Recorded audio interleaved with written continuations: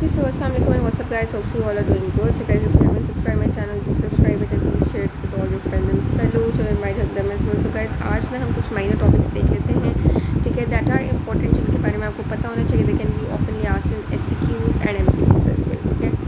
तो मैं आपको वो माइनर टॉपिक्स भी थोड़े बहुत जो है वो बता देती हूँ. एक है उसमें आपके पास हर्पीज सिम्प्लेक्स वायरस, ठीक है. मतलब इसका अगर इन्फेक्शन हो जाए तो पेशेंट में किस तरह की स्किन पे आपको लेंस देखने को मिल सकते हैं. तो हर्पीज सिम्प्लेक्स वायरस के इन्फेक्शन में आपको ना ग्रुप्ड वेसिकल्स देखने को मिलेंगे at the angle of mouth, ठीक है.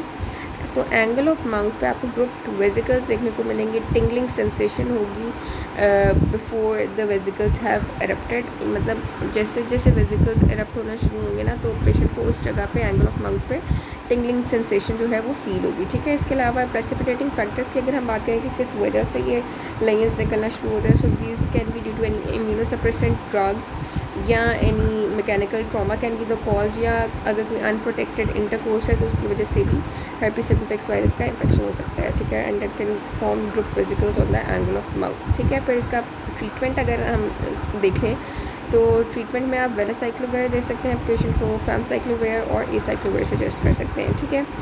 ओके, नेक्स्ट हम देख लेते हैं about post herpetic neuralgia. So post herpetic neuralgia basically आपको देखने को मिलता है in patients with having history of shingles, ठीक है. जिनको जो शिंगल से सफ़र कर रहे होते हैं मोस्टली उनमें आपको पोस्ट हर्पेटिक न्यूरल्जिया देखने को मिलता है, ठीक है. अच्छा, आपको पेशेंट को ना जहाँ पे भी उसको रैश होगी, ठीक है, पोस्ट हर्पेटिक न्यूरल्जिया वाली रैश होगी, वहाँ पे बहुत ज़्यादा उसको दर्द होगी, ठीक है. एंड इसको ट्रीट आप किस तरह से करेंगे कि आपने लिडोकेन देना है पेशेंट को, ठीक है. लिडोकेन स्किन पैचेस देंगे, एमिट्रिप्टाइलिन दे सकते हैं, गाबापेंटिन दे सकते हैं एंड कैप्साइसिन क्रीम देंगे, ठीक है. So this was about post herpetic neuralgia. इसके बाद ना एक टॉपिक है आपके पास सिस्टेमिक लूपस एरिथेमेटोसिस. ये डिटेल में आपका लिखा हुआ है in the unit of rheumatology. यहाँ पे क्योंकि इसका एक एससीक्यू उन्होंने दिया हुआ है डर्मेटोलॉजी में, मतलब पास्ट पेपर्स में इसका एक क्वेश्चन है, सो मैं आपके साथ डिस्कस कर लेती हूँ SLEB, ठीक है, सिस्टेमिक लूपस एरिथेमेटोसिस. मोस्टली ना ये जो पेशेंट्स होते हैं they are very much photo sensitive, ठीक है. फोटो सेंसिटिव की वजह से ना इनके अंदर बटरफ्लाई रैश देखने को मिल सकता है. इनका जो ल्यूकोसाइट काउंट है वो बहुत कम होगा, मतलब ल्यूकोपीनिया इनमें देखने को मिलेगा. लेस दैन 4000 पर माइक्रोलीटर होता है इनका ल्यूकोसाइट काउंट, ठीक है. एंड प्रोटीनूरिया आपको देखने को मिलेगा ग्रेटर दैन 500 mg पर 24 आवर्स, ठीक है. इसके अलावा एंटी न्यूक्लियर एंटीबॉडीज़ जो हैं इनके अंदर पॉजिटिव नजर आएंगे. That is the characteristic of SLE, ठीक है.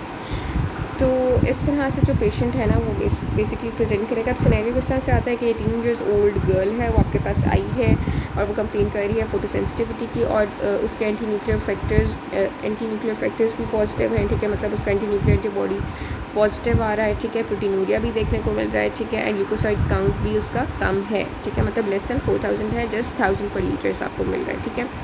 So what is your diagnosis? It is a definitive diagnosis of systemic lupus erythematosus SLE, ठीक है.